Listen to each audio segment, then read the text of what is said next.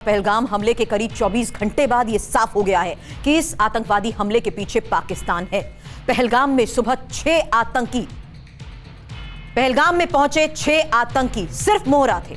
इन मोहरों को चलाने वाले कोई और नहीं बल्कि पाकिस्तानी हुक्मरान हैं। शुरुआती जांच में कई सबूत सामने आ चुके हैं। पाकिस्तान में बैठे हैंडलर आतंकियों को निर्देश दे रहे थे। आतंकियों को किन किन को और कैसे पर्यटकों को निशाना बनाया जाना है, एक संदेश पाकिस्तान से आ रहा था। और इस हमले के बाद भारत में गुस्सा है, पाकिस्तान में खौफ है। पाकिस्तान की सेना से लेकर वायुसेना तक अलर्ट है। उनको अनहोनी का डर सता रहा है। और पाकिस्तानी प्रधानमंत्री शहबाज शरीफ से लेकर पाकिस्तानी सेना के चीफ आसिम मुनीर में कैसे ये खौफ है, इसकी एक एक जानकारी अब रखेंगे आपके सामने।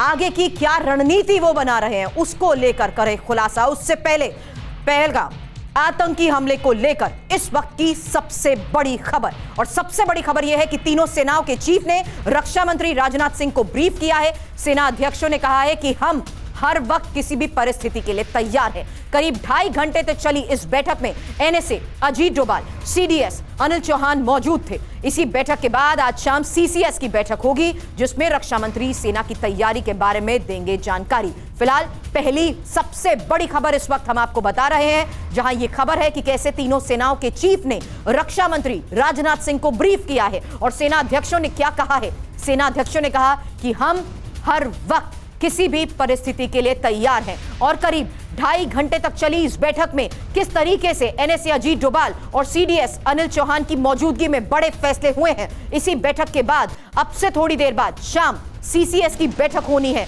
जिसमें रक्षा मंत्री सेना की तैयारी के बारे में भी जानकारी देने वाले हैं। हालांकि इस महत्वपूर्ण बैठक में 2.5 घंटे तक इस हमले के बाद के हालात और उसके बाद हर परिस्थिति की तैयारी को लेकर जो खबर आई है उसके बारे में एक एक जानकारी के साथ मेरे सहयोगी सुमित चौधरी मुझे ज्वाइन करेंगे। और सुमित से मैं करूंगी सवाल इसी बैठक के बाद आई सबसे बड़ी खबर को लेकर, क्योंकि आतंकी हमले को लेकर जिस तरीके से 2.5 घंटे तक ये बड़ी बैठक हुई है उसमें महत्वपूर्ण खबर है तीनों सेनाओं के चीफ ने रक्षा मंत्री राजनाथ सिंह को ब्रीफ किया है। सेना अध्यक्षों ने कहा है कि हम हर वक्त किसी भी परिस्थिति के लिए तैयार है। और करीब 2.5 घंटे तक हुई इस बैठक से जो बड़ी खबरें सामने आई हैं, आपको बता दें इसी बैठक में एनएसए, अजीत डोभाल और सीडीएस अनिल चौहान मौजूद थे। और बैठक के बाद आज शाम सीसीएस की जो बैठक होनी है, रक्षा मंत्री सेना की तैयारी के बारे में जानकारी देंगे।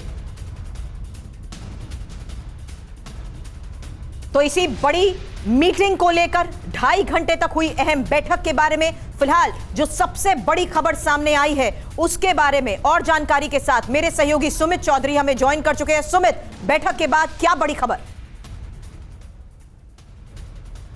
देखिए, बैठक के अंदर करीबन 2.5 घंटे तक ये बैठक चली, जिसमें रक्षा मंत्री के साथ तीनों सेना प्रमुख थे, सीडीएस मौजूद थे।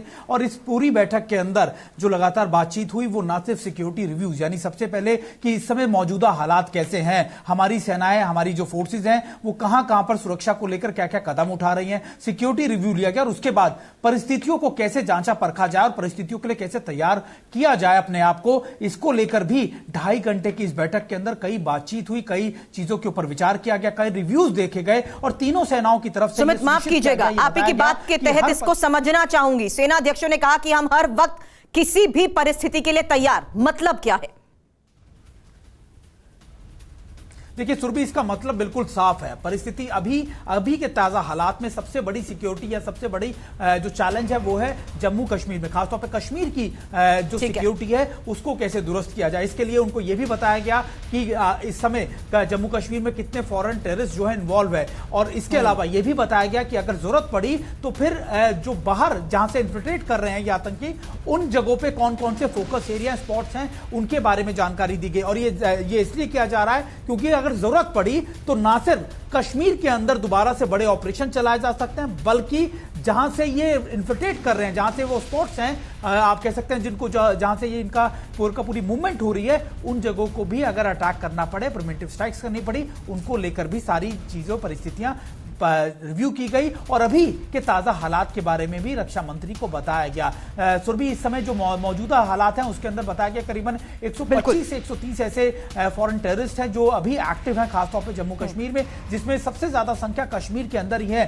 तो हो सकता है कि सेना उन हॉटस्पॉट्स को, चाहे वो आप कह सकते हैं कि साउथ कश्मीर का इलाका हो, नॉर्थ कश्मीर का इलाका हो, इन सभी इलाकों के अंदर अपने बड़े ऑपरेशन सुमित, एक बड़ी बात आपने कही है कि हर परिस्थिति को देखते हुए ये इंपॉर्टेंट है। उन पॉइंट्स का जिस तरीके से आप जिक्र कर रहे हैं, तस्वीर में इस वक्त दिखा रही हूं आतंकियों की, वो तस्वीर जिसमें सुलेमान शाह आतंकी का नाम है, अबू तलहा एक आतंकी का नाम है। इनको लेकर फिलहाल क्या क्या बड़ी जानकारी अभी तक सामने आई है, क्योंकि इनकी गतिविधियां क्या थी ये जानना इंपॉर्टेंट है। ये कब से इस इलाके में मौजूद थे, रेकी को लेकर जिस तरीके से अभी तक खबरें आई हैं, बड़ी खबरें, और इसी के बारे में सुमित आपसे करूं सवाल, उससे पहले सूत्रों से आ रही एक और सबसे बड़ी खबर, और ये पहलगाम हमले के बाद सूत्रों से आ रही वो खबर है आतंकियों के खिलाफ बड़े एक्शन की तैयारी। और जम्मू कश्मीर में 120 से ज्यादा आतंकी एक्टिव हैं, हालांकि 110 से ज्यादा विदेशी आतंकी एक्टिव, और घाटी में करीब 10 लोकल आतंकी। जिस बात का जिक्र मेरे सहयोगी सुमित इस वक्त कर रहे थे, क्योंकि जो परिस्थितियां इस वक्त हैं, जो हालात इस वक्त हैं, उसी को देखते हुए की जा रही तैयारी के तहत ये एक और सोर्सेस के हवाले से सबसे बड़ी खबर है, जहां आतंकियों के खिलाफ बड़े एक्शन की तैयारी को देखते हुए हुई मीटिंग, और साथ ही इंपॉर्टेंट इनपुट। अंकित मेरे सहयोगी जो कि फील्ड से लगातार हमें एक एक जानकारी दे रहे हैं, पहलगाम में भी मौजूद रहे और उस एक्शन को लेकर कैसी गतिविधियां वहां पर देखी गई, उनसे करूं सवाल। उससे पहले ये एक और सबसे बड़ी खबर बता रही हूं, क्योंकि जम्मू कश्मीर में 120 से ज्यादा आतंकी एक्टिव, 110 से ज्यादा विदेशी आतंकी एक्टिव, और घाटी में करीब 10 लोकल आतंकियों की मौजूदगी के तहत इस वक्त जारी ऑपरेशन के बारे में क्या खबर अंकित? सबसे अहम बात ये कि लोकल टेररिस्ट जो है उनका फिगर कम है, लेकिन जो एफटी है उनका फिगर ज़्यादा है। लेकिन इन सब के बीच पहलगाम ऑपरेशन की अगर बात की जाए तो बड़े पैमाने पे कोऑर्डिनेट सर्च ऑपरेशन है। सर्च एंड हंट की जो ऑपरेशन है उसके तहत ये ऑपरेशन किया जा रहा है, यानी कि इन आतंकियों को किसी भी तरीके से पकड़ना है और इनको ढेर करना है। बड़े पैमाने पे भारतीय सेना के विशेष कमांडो, भारतीय सेना, उसके साथ साथ सीआरपीएफ, जम्मू कश्मीर पुलिस के स्पेशल ऑपरेशन ग्रुप के जवान जो है वो लगातार इन घने जंगलों को सर्च कर रहे हैं ताकि जल्द से जल्द इन आतंकियों की धरपकड़ की जा सके।